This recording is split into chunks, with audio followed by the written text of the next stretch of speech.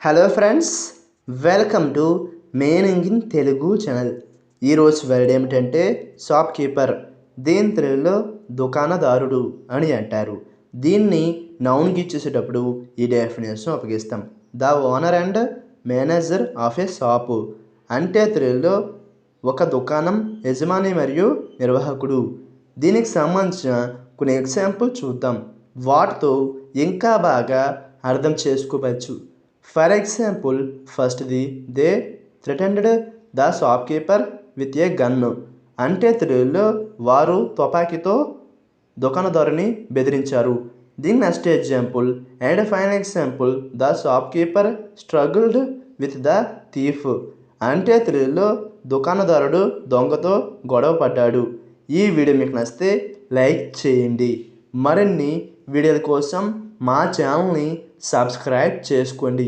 Thank you friends.